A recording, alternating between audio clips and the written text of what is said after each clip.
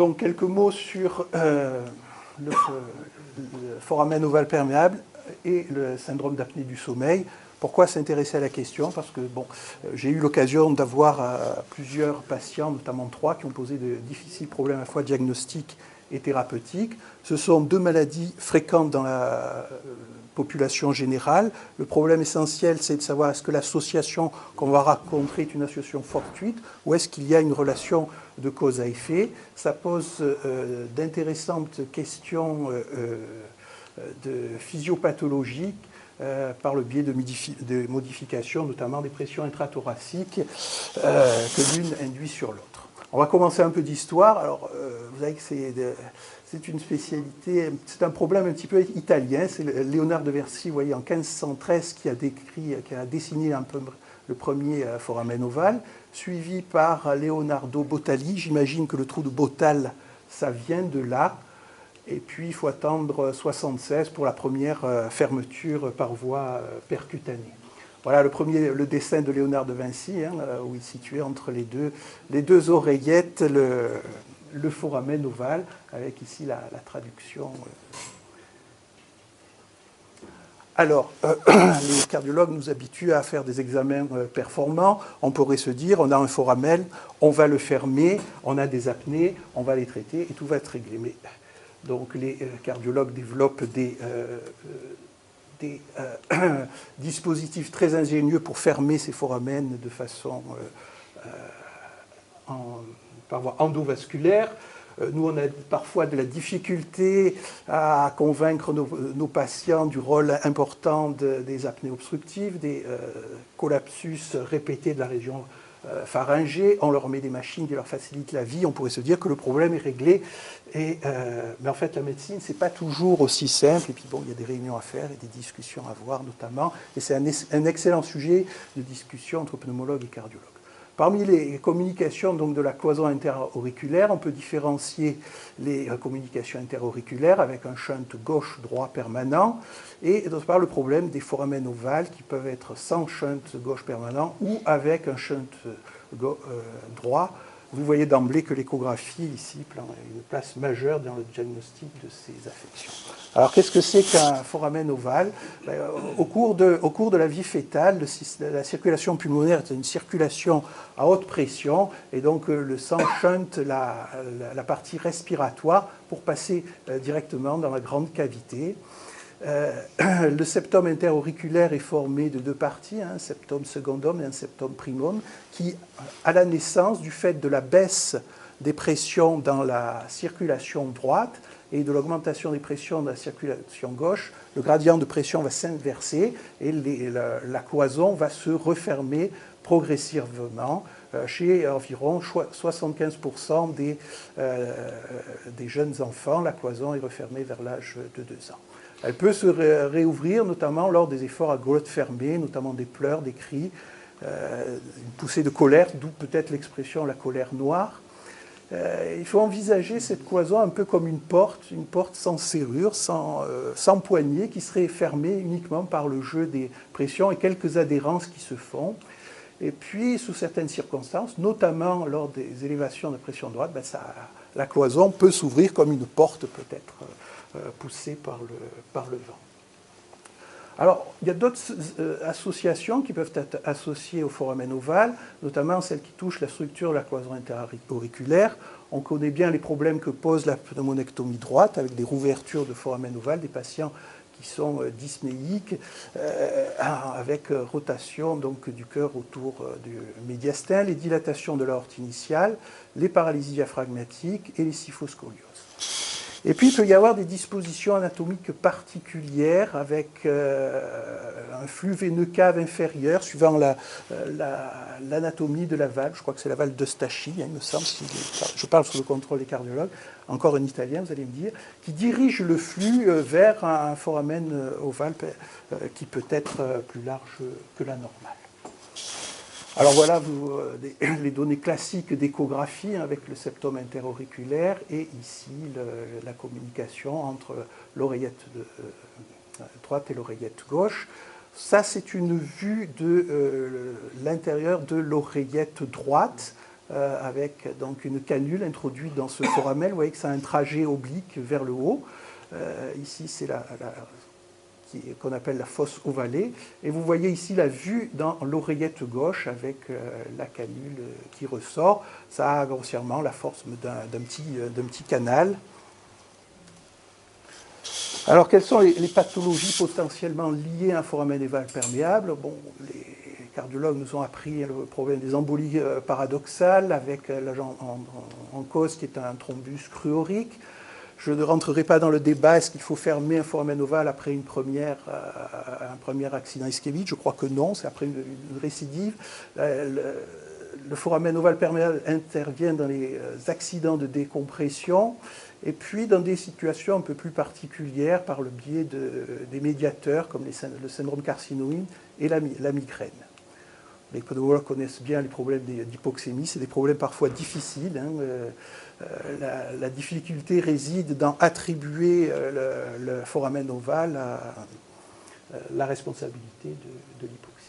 D'autres situations un peu plus rares, un peu plus discutables, il y a quelques publications qui relatent des phénomènes d'œdème pulmonaire de hautes altitudes, d'infarctus à coronaire saine. Alors ça, je ne sais pas tout pour toi, peut-être ce sont des embolies paradoxales qui vont se loger dans les coronaires. Les patients qui résident en haute altitude ont plus fréquemment et qui ont un foramen ouvert ont plus fréquemment une hypertension pulmonaire et une dysfonction VD, notamment à l'effort et pour des efforts même modérés. Alors ouais, je ne suis pas le seul à m'intéresser à ça, entre les relations entre foramen et apnée obstructive. Ça fait l'objet de 2 grandes revues, une en 2010 et une en 2011. Alors, comment mettons en évidence un foramen ovale? C'est le domaine de l'échographie transthoracique, sensibilisée par l'épreuve de contraste, qui consiste à injecter du sérum salé qu'on agite, de façon à obtenir un peu une sorte de Perrier qu'on injecte, et on va détecter le passage des bulles dans les cavités gauches. La sensibilité de l'examen peut être majorée par des manœuvres, la manœuvre de Valsalva ou les efforts de Toux. Le gold standard, bien évidemment, est l'échographie transœsophagienne qui, en plus, permet de préciser l'anatomie du foramen et de rechercher un anévrisme associé, toujours sensibilisé par ces manœuvres. Le Doppler transcrânien repose aussi sur le même principe. On injecte des bulles dans la circulation veineuse et on va détecter leur passage dans la circulation artérielle. Ça a à peu près la même sensibilité qu'une échographie transœsophagienne. L'avantage, c'est qu'on peut le faire sur un patient qui dort, mais ça ne permet pas de différencier un shunt intrapulmonaire d'un shunt intracardiaque. On ne voit pas l'éventuel caillot ni la morphologie du septum. Le shunt intrapulmonaire étant beaucoup plus rare. Voilà quelques images. Donc, le septum interauriculaire, le foramen perméable, ici en Doppler couleur. Et vous voyez donc le passage ici dans l'oreillette gauche des bulles qui sont injectées. Alors on peut quantifier le shunt, j'avoue que là je n'ai pas très bien saisi, si on peut compter le nombre de bulles qui passent après un certain nombre de battements cardiaques. Vous voyez, dans cette étude-là, il y avait des scores qui étaient établis en fonction du nombre de bulles qui passaient dans les cavités gauches. Je ne sais pas si en échographie, si vous comptez les bulles, comment ça se passe. Vous allez m'expliquer probablement. Ça peut donner lieu aussi à des images assez spectaculaires comme celle-ci, avec ici dans l'oreillette droite un énorme caillot qui franchit par le foramen ovale, qui va se retrouver dans l'oreillette gauche. Voilà ce que le chirurgien voit avec un énorme caillot. Bon, là, on en frémit pour le patient, mais bon, je crois que ça s'est bien passé. Vous voyez, le chirurgien a dessiné le trajet du caillot, tout à fait impressionnant. Sur le plan épidémiologique, alors la fréquence dépend de la méthode que l'on utilise. Sur les données d'autopsie, il y a à peu près 27% de la population qui a un foramen perméable. Si on utilise l'échographie transthoracique et l'épreuve de contraste, il y a à peu près 15%. Dans cette série, vous voyez, on a éliminé les patients qui n'avaient pas eu d'accident vasculaire cérébral. Si on utilise le gold standard, le TO, avec l'épreuve de contraste, on monte jusqu'à 20%. L'incidence décroît avec l'âge. vous voyez, en fonction des décades, mais sa taille augmente. Ça s'explique par la fermeture spontanée des petits foramen, et puis au fur et à mesure que l'on vieillit, on a plus en plus d'hypertension, de dysfonction diastolique qui élèvent les pressions gauches et donc qui ont tendance à faire fermer un foramen. Il faut bien différencier donc chez le patient qui n'a jamais eu d'accident d'AVC cryptogénique, où la fréquence est à peu près de 15%. Si on regarde les patients qui ont eu un accident vasculaire cérébral, on retrouve là une fréquence beaucoup plus élevée. Alors, est-ce que les patients qui sont apnéiques ont une fréquence beaucoup plus élevée de foramen ovale perméable? Vous voyez que si on retrouve des séries anciennes, on trouve chez ces patients apnéiques, avec des index d'apnée d'hypopnée ici à 34 par heure, ici des sujets contrôle. C'est une étude cas contrôle, donc une des limites de cette étude, elle ne concerne que des hommes. La méthode de diagnostic était celle-là. Vous voyez qu'on trouve quand même des chiffres importants, 69% de foramen perméable contre 17% chez les sujets contrôle. Des patients qui ont en moyenne ici une PAP plus élevée que chez les sujets contrôle et qui désaturent davantage lors de la méthode de Valsalva, et on peut supposer que par cette méthode on induit un shunt supplémentaire. Ça, c'est une autre étude avec le Doppler transcrânien. C'est encore des petites séries. Vous voyez ici 27% chez les patients apnéiques contre 15%. Et on retrouve dans cette série le shunt est plus fréquemment associé et plus fréquemment retrouvé lors de la méthode de Valsalva. Ça, c'est une série plus récente. Et là, on ne retrouve qu'un foramen, qu'un large shunt uniquement. La différence est significative uniquement chez les patients qui ont un shunt important. Alors, sur le plan physiopathologique, vous savez que si on regarde l'apnée du sommeil s'apparente à des manœuvres de Muller répétées, c'est-à-dire des efforts inspiratoires, glotte fermée. Et dans cette étude, donc, des échographies ont été faites chez les patients, chez des sujets sains, effectuant des efforts, des manœuvres de Muller, et on voit très bien le déplacement du septum interventriculaire. Cette étude m'a paru un peu plus compliquée, mais je l'ai rapportée parce que quand on parle de gynéco-pneumologue, c'est le père donc du syndrome d'apnée du sommeil. C'est des patients qui ont eu, pendant qu'ils étaient endormis, une sonde œsophagienne, un enregistrement du sommeil et un dispositif qui a enregistré une échographie cardiaque disposée sur le thorax avec une sorte de tablette. Vous voyez ici, donc ici c'est une apnée avec une baisse de la saturation. On n'a pas le tracé du flux. Vous voyez ici la pression œsophagienne. Au fur et à mesure que le patient fait des efforts d'inspiratoire à glotte fermée, on a une augmentation de l'effort inspiratoire, une augmentation de la pression œsophagienne. On a ici la démonstration du pouls paradoxal avec une baisse de la pression artérielle. Et vous voyez ici que les déplacements, à chaque augmentation de pression œsophagienne, on a une augmentation de la taille du ventricule droit en diastole et une diminution du volume ventriculaire droit diastolique, illustrant les mouvements de septum paradoxal qui traduisent donc une augmentation de post-charge du ventricule droit. Le même patient à qui on met une PPC, vous voyez qu'on a une disparition des fluctuations de la pression œsophagienne, une disparition du pouls paradoxal et des variations du déplacement du septum interventriculaire. Sur le plan hémodynamique, qu'est-ce qui se passe lors d'une apnée? Ça, c'est des patients qui dormaient, qui ont eu un cathétérisme cardiaque 3. Ici, c'est la phase d'apnée. Ici, la phase de reprise ventilatoire, la pression œsophagienne qui diminue de plus en plus. Et on voit une augmentation progressive puis brutale de la pression artérielle pulmonaire. Donc au cours des phénomènes d'apnée, et notamment au cours de la phase d'hyperventilation, on a une augmentation dans les pressions droites. Et en moyenne, vous voyez, il y a une augmentation de 10,5 dans la pression moyenne de l'artère pulmonaire au cours du phénomène apnéique. Attends, moi, il y a un truc que je ne comprends pas.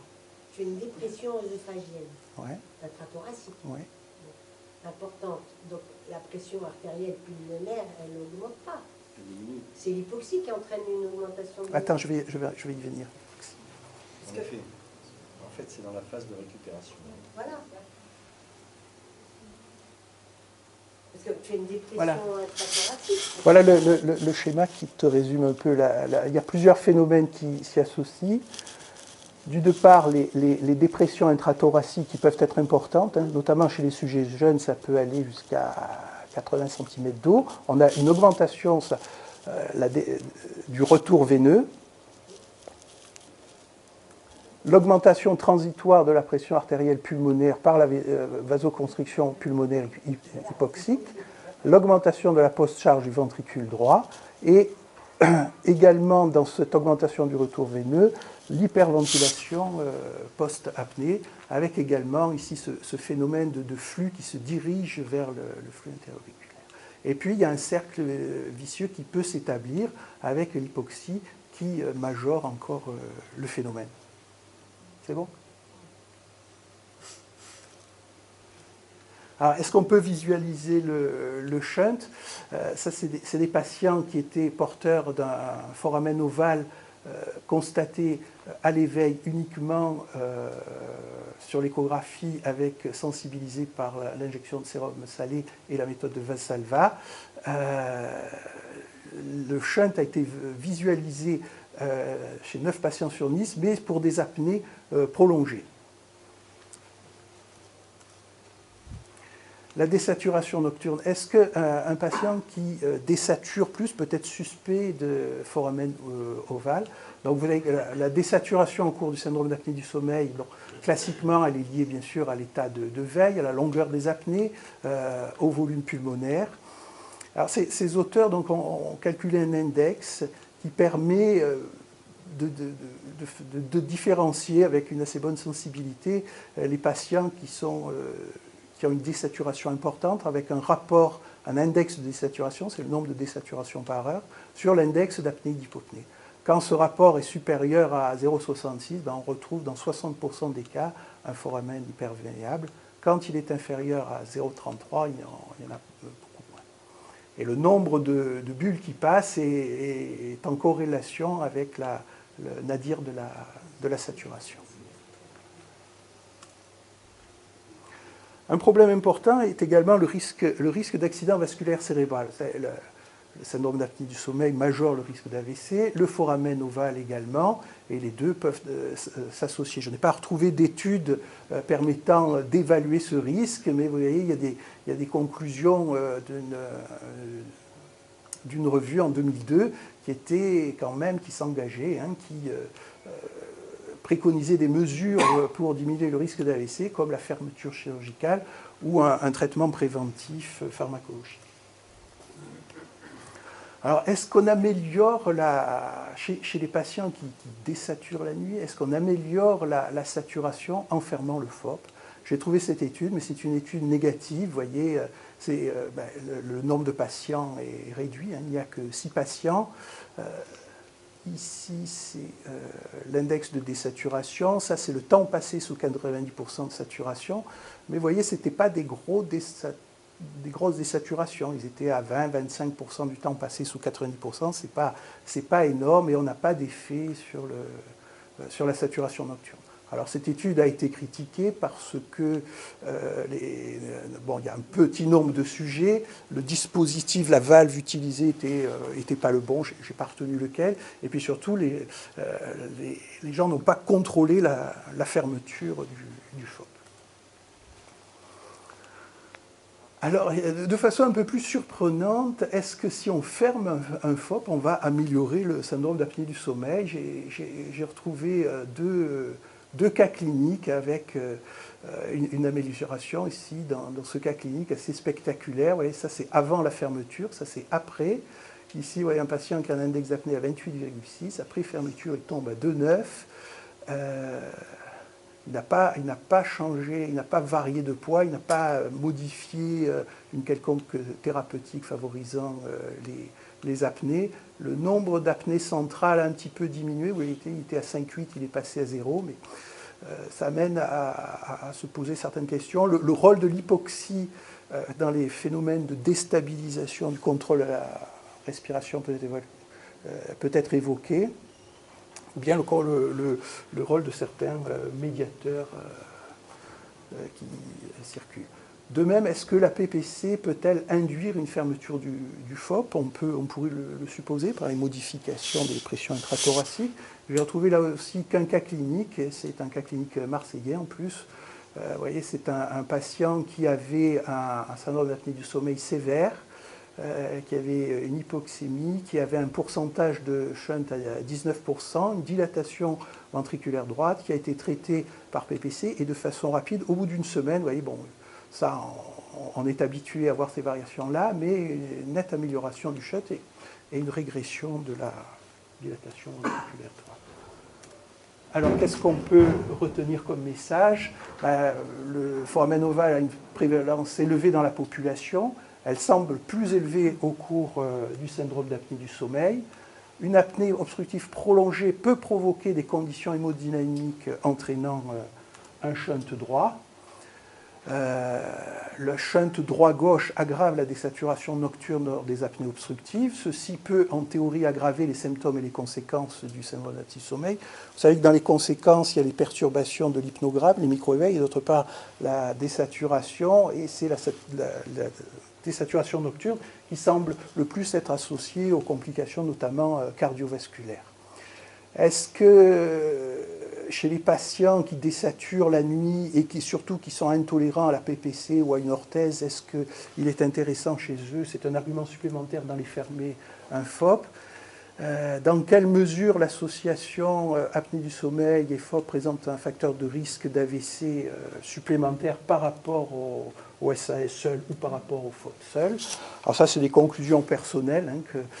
Ici, donc, une vue à l'intérieur de l'oreillette gauche de dispositif de fermeture. Devant un AIT cryptogénique, je pense qu'il faut, bon, les cardiologues le font très bien, rechercher un FOP, mais aussi un syndrome d'apnée du sommeil. Tout patient qui a un syndrome d'apnée du sommeil doit avoir une échographie transthoracique, bon, pour apprécier les paramètres habituels, la PAP céphalique, et en particulier s'intéresser également au septum. Et si on considère que le patient a une désaturation nocturne disproportionnée avec toute fonction respiratoire égale par ailleurs, il ne faut pas hésiter à aller jusqu'à l'échographie transœsophagienne sensibilisée par ces manœuvres. Les questions pour lesquelles qui restent sans réponse: est-ce qu'il faut fermer un FOP devant un SAS sévère désaturant? Est-ce qu'il faut le faire pour prévenir la désaturation? Est-ce qu'il faut le faire pour prévenir un risque d'AVC? Ça, je ne saurais pas pour l'instant vous répondre. Voilà, j'en ai terminé. Je termine aussi par vous rappeler ce congrès, le congrès Génération Thorax. Je vous recommande vivement de vous y inscrire parce que, bon, il y a des gens sympathiques qui s'en occupent. C'est à Nice. Et puis, c'est un congrès original parce que des sujets pneumologiques sont parfois traités par des chirurgiens. C'est assez sympathique de les entendre. Voilà, je vous remercie.